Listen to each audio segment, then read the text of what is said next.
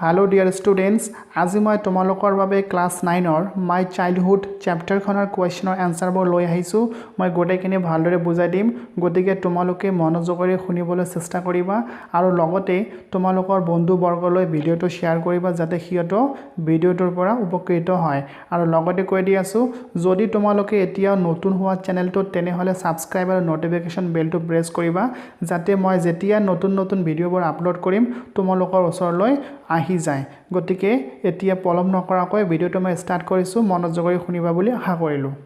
Okay তেনেহলে মই এতিয়া প্ৰথম কোৱেশ্চনটো স্টাৰ্ট কৰিছো ইয়াত লিখা আছে where was Abdul Kalam's house that means Abdul Kalamৰ ঘৰটো ক'ত আছিল আনসাৰটো হল Abdul Kalam's house was at Rameshwaram Madras that means Abdul Kalamৰ ঘৰটো আছিল Madras ষ্টেটৰ Rameshwaram আইল্যান্ড খনত বা চহৰখনত তেখেতৰ ঘৰটো আছিল Next question to hall. What do you think Dinamoni is the name of? That means তোমালোকে Dinamoni খন কিহৰ নাম বুলি ভাবা Next দিয়া আছে give a reason for your answer মানে যুক্তি সংগতভাৱে তোমাৰ উত্তৰটো দিবা তেনেহলে আমি উত্তৰলৈ আগুৱাই গৈছো উত্তৰটো হল Dinamoni is the name of a newspaper তো প্ৰথম প্ৰশ্নটোৰ আনসাৰটো হল যে দিনামণি হল এখন বাতৰি কাকত বা নিউজ পেপাৰৰ নাম আৰু এতিয়া সেকেন্ড কোৱেশ্চনৰ আনসাৰটো হল Abdul Kalam got his first wages by distributing newspaper means newspaperবোৰ মানুহৰ মাজত বিতৰণ কৰি that means আব্দুল কালামে প্ৰথম উপাৰ্জন wages means উপাৰ্জন আৰ্নিং খিনি কেনেকৈ পাইছিল newspaperবোৰ ডিস্ট্ৰিবিউট কৰি means বিতৰণ কৰি পেলাই So we can say that Dinamoni is the name of a newspaper. So এইখিনিৰ পৰা আমি এইটোৱে ক'ব পাৰো যে Dinamoni হল এখন নিউজপেপাৰ বা বাতৰি কাকতৰ নাম আশা কৰিছো বুজিব পাৰিছা ওকে মই এতিয়া নেক্সট কোৱেশ্চন লৈ আগুৱাই গৈছো নেক্সট কোৱেশ্চনটো লিখা আছে who were Abdul Kalam's school friends that means Abdul Kalamৰ স্কুলৰ বন্ধুহত কোন আছিল next question to hall what did they later become that means হিয়তে পিছত কি কামত নিযুক্তি হৈছিল এতিয়া মই উত্তৰলৈ আগুৱাই গৈছো ইয়াত লিখা আছে Abdul Kalam's school friends were Ramanand Shastri, Aurobindon and Shiva Prakashan এই তিনিজনে আছিল আব্দুল কালামৰ স্কুলৰ বন্ধু এতিয়া পিছৰ কোৱেশ্চনটোৰ আনসাৰখিনিলৈ মই আগুৱাই গৈছো ইয়াত লিখা আছে লেটাৰ মিন্স পিছত হিয়তে কি কাম কৰিছিল ইয়াত দিয়া আছে letter Ramanand Shastri became the priest of Rameshwaram temple that means Ramanand Shastri যিজন তেখেতৰ বন্ধু আছিল তেখেতে কি কৰিছিল ৰামেশ্বৰমত টেম্পল মিন্স এটা মন্দিৰ আছিল সেই মন্দিৰত priest means যাজক হিচাপে কাম কৰিছিল next দিয়া আছে Aurobindo went into a business of arranging transport for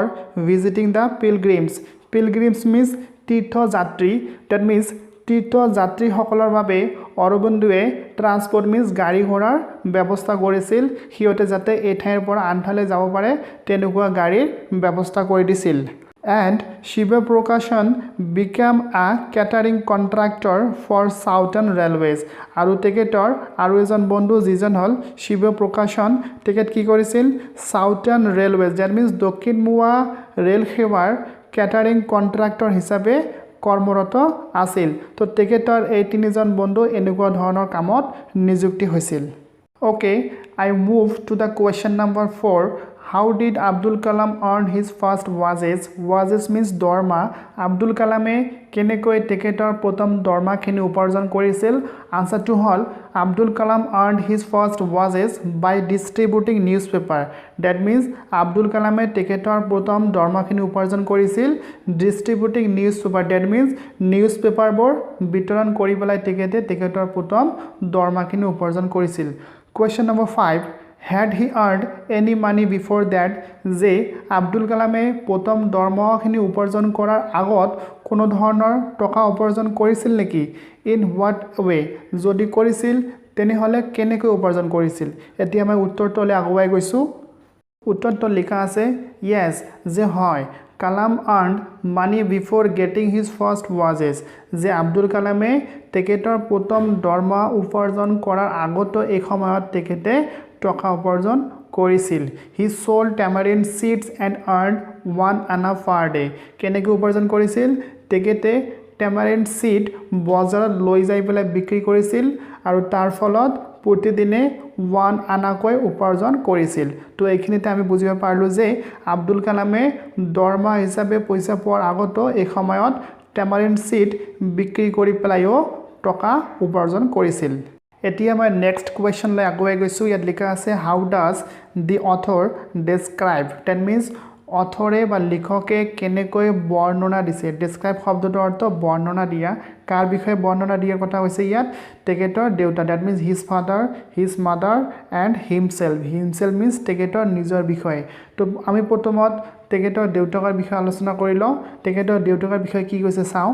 regarding his father the author says that his father had neither formal education nor much wealth তো তেখেতৰ দেউতাকৰ বিষয়ে এনেকৈ কৈছে যে regarding his father that means তেখেতৰ দেউতাকৰ বিষয়ে দি অথৰ সেজ অথৰে কৈছে দ্যাট যে his father had neither formal education that means তেখেতৰ দেউতাৰ বিশেষ উচ্চ শিক্ষাও না আছিল নৰ মাচ ৱেল্থ আৰু বিশেষ ধন সম্পত্তিৰ গৰাকীও না আছিল rather বৰং he had great innate wisdom বৰং তেখেতৰ এটা গুণ আছিল কি যে তেখেতে জন্মগতভাৱে খুবে জ্ঞানী আছিল এণ্ড ট্ৰু জেনাৰচিটি অফ স্পিৰিট আৰু তেখেতৰ মনত যথেষ্ট উদাৰতা ভাৱখিনিও আছিল হি এভয়েডেড অল ইনএসেনশিয়েল কমফৰ্টছ এণ্ড লাক্সাৰিজ এভয়েড মিন্স বাতিল কৰা ইনএসেনশিয়েল মিন্স অপ্ৰয়োজনীয় কমফৰ্টছ এণ্ড লাক্সাৰি মিন্স সুখ আৰু আনন্দ তেখেতে অপ্ৰয়োজনীয় আনন্দ বা সুখখিনি কেতিয়াও গ্ৰহণ কৰা নাছিল সেইখিনি বাতিল কৰিছিল তো এইখিনি আছিল তেখেতৰ দেউতাকৰ বিষয়ে ওকে এতিয়া মই তেখেতৰ মাৰ বিষয়ে ক'বলৈ গৈছোঁ ইয়াত লিখা আছে his mother regarding his mother the author says that his mother Ashiamma was a generous woman and ideal helpmate to his father he fed many people every day she was a kind-hearted lady having faith in goodness তো অথৰে তেখেতৰ মাকৰ বিষয়ে এনেকৈ কৈছে যে regarding his mother the author সেজ এনেকৈ কৈছে his mother Ashiamma তেখেতৰ মাৰ নাম আছিল আসিয়াম্মা এইটো মনত ৰাখিবা ভালকৈ কেতিয়াবা কুৱেশ্যনত বা পৰীক্ষাত অহা দেখা যায় তো his mother Ashiamma was a generous woman generous means সম্পূৰ্ণ উদাৰতা ভাৱ সাধাৰণ মহিলা এগৰাকী সাধাৰণ লেডি এগৰাকী আছিল and ideal helpmate to his father আৰু তেখেতৰ দেউতাকৰ এগৰাকী আদৰ্শবাদী ঘৈণীয়েক আছিল she fed many people every day তেখেতৰ ঘৰত বহুতো মানুহ একলগতে খুৱাইছিল she was a kind-hearted lady kind-hearted means দয়াশীল বা দয়াবান আৰু তেখেত এগৰাকী দয়াশীল লেডি আছিল having faith in goodness আৰু তেখেতে যথেষ্ট বিশ্বাসীও আছিল তো এইখিনি হ'ল তেখেতৰ মাৰ বিষয়ে যিখিনি আব্দুল কালামে আমালোকক বৰ্ণনা কৰিছে এতিয়া মই হিমসেলফ লৈ আগুৱাই গৈছোঁ যে অথৰে তেখেতৰ নিজৰ বিষয়ে কি কৈছে এনেকৈ লিখিছে ইয়াত যে himself the author describes himself as a short boy with rather undistinguished looks that means অথৰে তেখেতক এজন শ্বৰ্ট বয় চুটি চাপৰ ল'ৰা হিচাপে কৈছে আৰু with rather undistinguished looks means তেখেতৰ মুখৰ যিখিনি চাউনি তেখেতৰ শৰীৰৰ যেনেকুৱা গঠন সেইখিনি বেলেগৰ লগত মিল না আছিল মিন্স অমিল থকা চাউনি বা শৰীৰৰ গঠনখিনি আছিল কাৰ লগত মিল না আছিল চাওঁ ইয়াত born to tall and handsome parents that mean তেখেতৰ দেউতা যেনেকুৱা tall আৰু handsome আছিল তেনেকুৱা ধৰণৰ tall আৰু handsome আব্দুল কালাম না আছিল সেইকাৰণে ইয়াত কোৱা হৈছে rather undistinguished looks He inherited honesty and self-discipline from his father আৰু কৈছে যে তেখেতে অৰ্জন কৰিছে means inherited means পিতৃগতভাৱে বা বংশানুক্ৰমভাৱে কোনো অৰ্জন কৰা গুণ তো ইয়াত কি গুণ অৰ্জন কৰিছে honesty and self-discipline from his father তেখেতৰ দেউতাকৰ পৰা honesty আৰু self-discipline গুণখিনি অৰ্জন কৰিছে and faith in goodness and deep kindness from his mother আৰু তেখেতৰ মাকৰ পৰা faith in goodness and deep kindness এইখিনি অৰ্জন কৰিছে তো এইখিনিয়ে তেখেতৰ বিষয়ে আমালোকক এনেকৈ জনাইছে Okay, next question. Here likha ase what characteristics does he say he inherited from his parents? Inherited means বংশানুক্রমে অর্জন করা গুণ and characteristic শব্দৰ অৰ্থ হৈছে বৈশিষ্ট্য ডেট মিন্স আব্দুল কালামে তেখেতৰ পেৰেণ্টছৰ পৰা কি ধৰণৰ বংশানুক্ৰমে বৈশিষ্ট্য বা গুণসমূহ অৰ্জন কৰিছে বা লাভ কৰিছে আনসাৰটো হল he inherited self discipline and honesty from his father তেখেতে তেখেতৰ দেউতাকৰ পৰা সেলফ ডিসিপ্লিন আৰু অনেষ্টি এইখিনি গুণ পাবলৈ সক্ষম হৈছে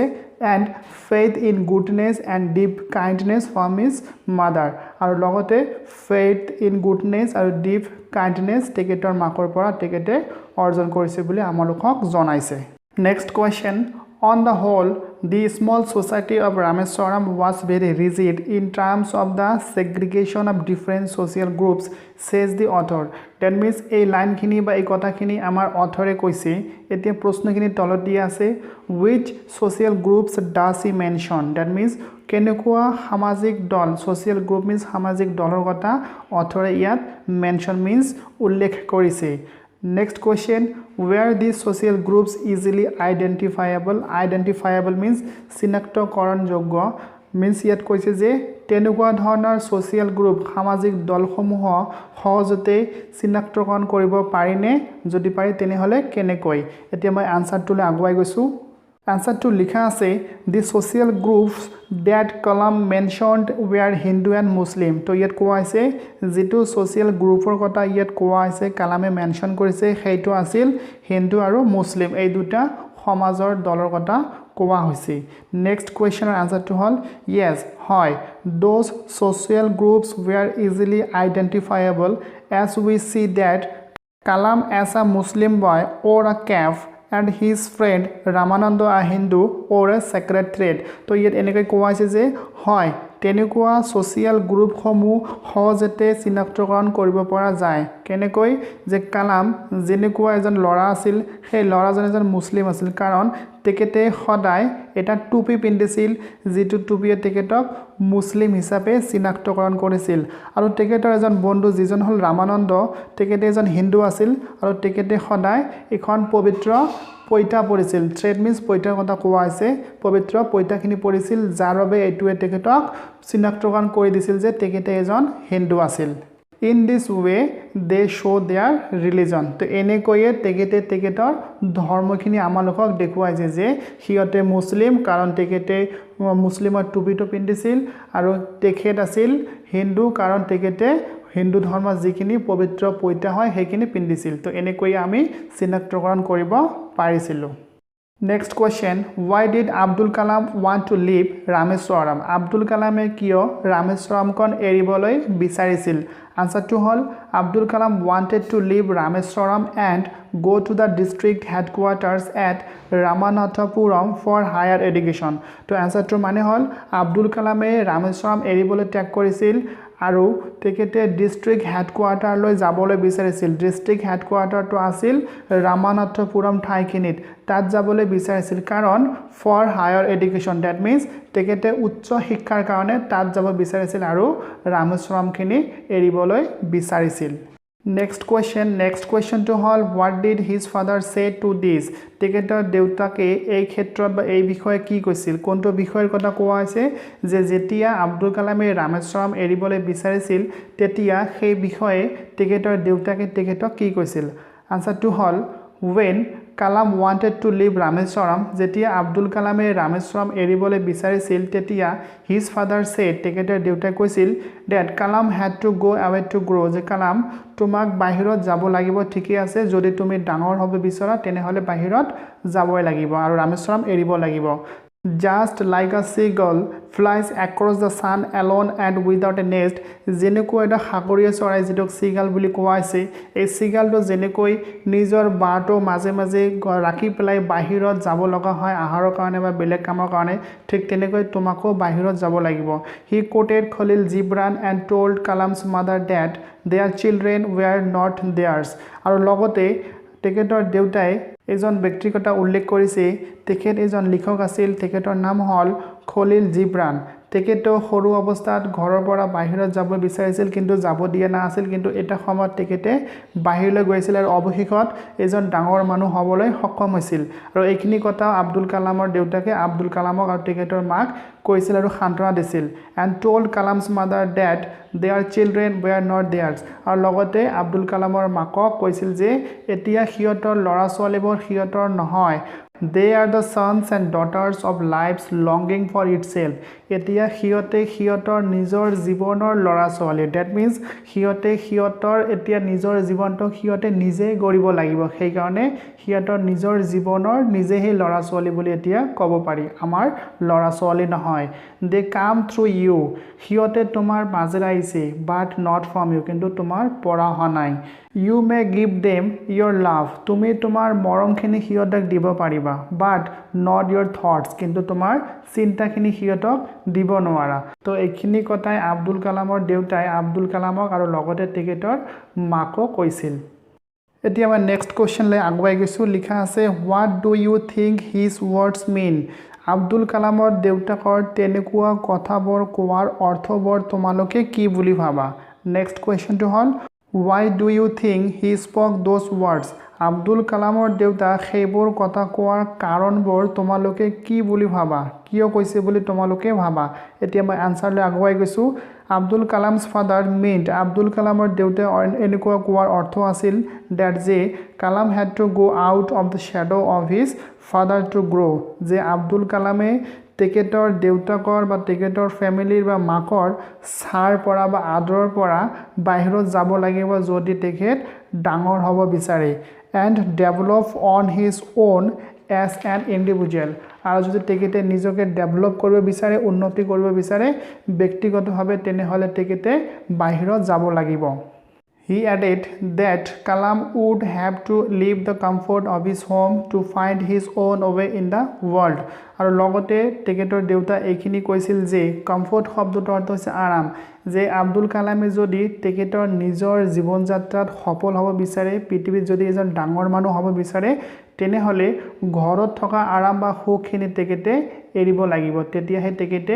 এই পৃথিৱীত তেখেতৰ জীৱনত এজন ডাঙৰ ব্যক্তি হ'ব পাৰিব পিছৰ কোৱেশ্চনটোৰ এনসাৰটো মই পঢ়ি দি আছো Abdul কালাম's father spoke these words to control himself and his wife when Kalam decided to leave home and go out for further studies তো আব্দুল কালামৰ দেউতাই এনেকুৱা ধৰণৰ কথাখিনি এই কাৰণে কৈছে কাৰণ যেতিয়া আব্দুল কালামে তেখেতৰ উচ্চ শিক্ষাৰ কাৰণে বাহিৰলৈ যাব বিচাৰিছিল হিয়তৰ ঘৰখিনি এৰিব বিচাৰিছিল তেতিয়া এই দুখখিনি এই কষ্টখিনি নিবাৰণ কৰিবলৈ বা নিজকে সান্তনা দিবৰ কাৰণে আৰু তেখেতৰ ঘৈণীয়েকো সান্তনা দিবৰ কাৰণে আব্দুল কালামৰ দেউতাই এনেকুৱা ধৰণৰ কথাবোৰ কৈছিল যাতে তেখেতে আৰু তেখেতৰ ঘৈণীয়েকে চিন্তা নকৰে তো এইখিনি আছিল মাই চাইল্ডহুড চেপ্টাৰখনৰ কোৱেশ্চনৰ এনসাৰবোৰ মই আশা ৰাখিছো তোমালোকে ভালদৰে শুনিছা আৰু বুজিব পাৰিছা আৰু পৰীক্ষাত যাতে উপকৃত হ'ব পাৰা আৰু লগতে মই আৰু এটা কথা ক'ব বিচাৰিছো তোমালোকৰ বন্ধু বৰ্গলৈ নিশ্চয় ভিডিঅটো শেয়াৰ কৰিবা যাতে সিহঁতেও পৰীক্ষাৰ কাৰণে নিজকে উপকৃত কৰি তুলিব পাৰে তো আজিলৈকে এইখিনিয়ে নেক্সট ভিডিঅ'ত আকৌ দেখা হ'ব ধন্যবাদ হেভ এ গুড ডে